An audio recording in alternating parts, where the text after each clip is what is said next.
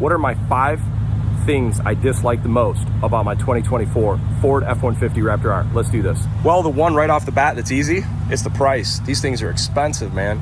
That's probably the easiest thing you could say is they're expensive. And then right after that, I'd say, what's the thing I dislike the most? Filling it up with gas.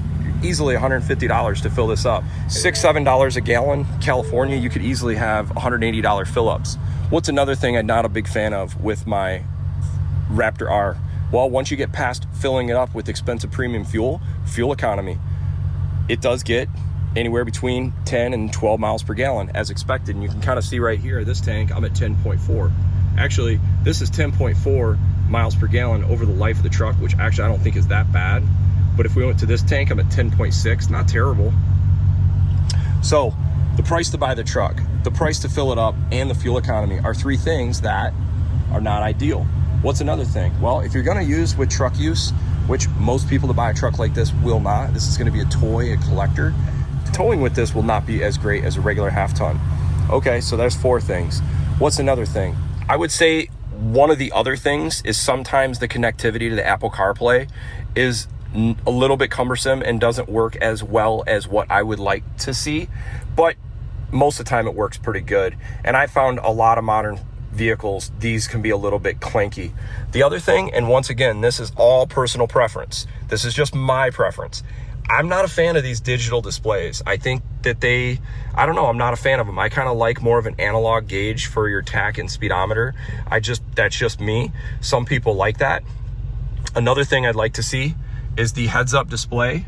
It works pretty good, but if you have sunglasses on, you can't see anything. So for me, I'm typically driving with driving glasses on, so that would be one area I'd like to see an improvement on. Another area that I don't really have a problem with it, but I have seen better solutions in the marketplace. I'm not a big fan of this shifter, but granted, I've also had now 3 trucks with this shifter. It's okay. It's just not, I don't know, I think there's more high-tech, better, little less cumbersome shifters they could put. I wouldn't even be against some sort of dial, and I know some people would hate that idea, but the advantage to a dial over in the corners, you'd actually have more space up here for utilizing that, but that's okay. I don't mind that. Another thing I'd like to see is a louder intake. I'd like to hear more supercharger whine. I think that'd make it sound pretty cool. It sounds really good as it is, but I'd love it to have that nasty whine that you can get for a TRX. And then another thing that kind of comes with this amazing Predator motor is really expensive oil changes. So you got to be prepared for, a very expensive 12-quart oil change. So I even kind of laugh and chuckle at some of the things I'm not a fan of with the Raptor R, because most of them are just kind of the cost of entry. If you want to own a Raptor R, don't be surprised it doesn't get great fuel economy. Don't get surprised that it takes premium fuel and it's $200 fill-ups at 10 miles per gallon. That's just part of it. If you go into it not expecting it, you're just kind of being silly.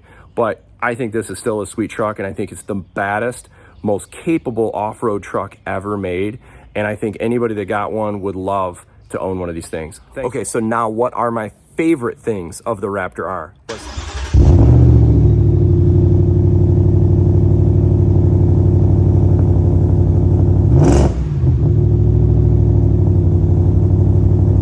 Favorite things?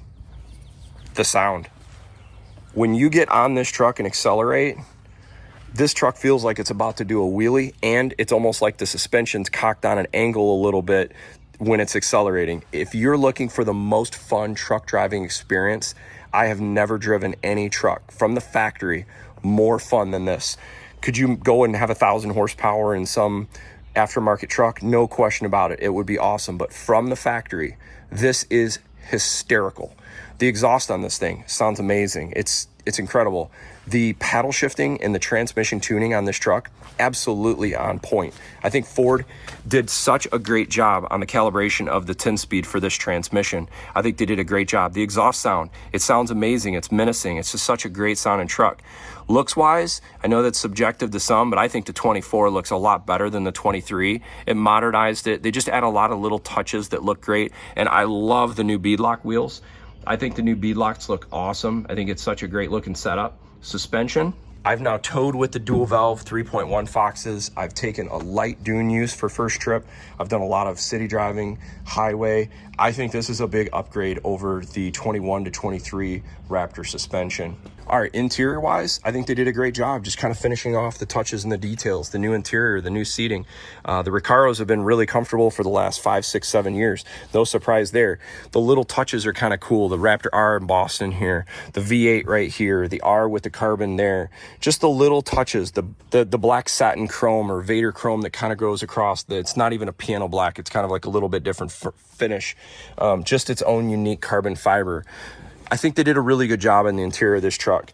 Everybody always wants more. I get it, but I think in general, it's a really nice truck, especially if you go and look at MSRP of the competitor this had in 2024, the TRX.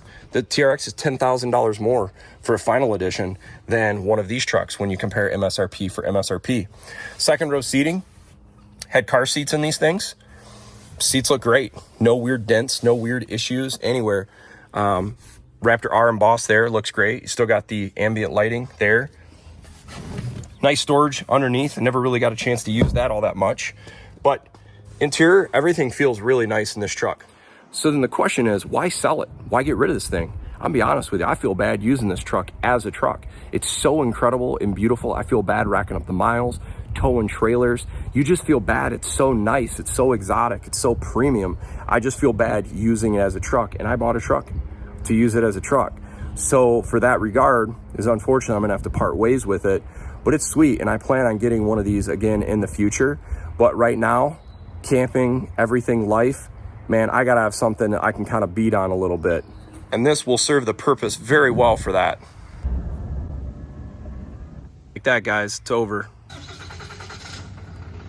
These guys primarily run Cummins trucks, the guy was telling me actually. He said they've had pretty good luck with the Ford trucks. So they make good power, but they said the engine braking is why they like the Cummins more than the Super Duty. He said nobody runs the GM trucks, which is funny. He said it seems like just the whole industry is not real interested in the GM trucks. He said they're just, I don't know why they don't, but he said they got like 200 Rams and like 100 of the Super Duties.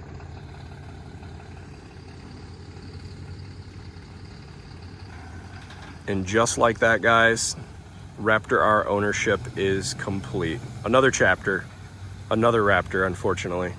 Bye, Felicia. So I hope you enjoy the content I brought with this truck to the channel. I will be getting more Raptors in the future. I might maybe get a 37 package non-Raptor R next time. I might get an RHO. I'm not really sure. But I do love having an off-road capable truck. It is a lot of fun. And anybody interested in getting a Raptor R for 2024, you'd be really happy to own one of these things. I think the improvements with the fascia, the exterior, the interior is worth it.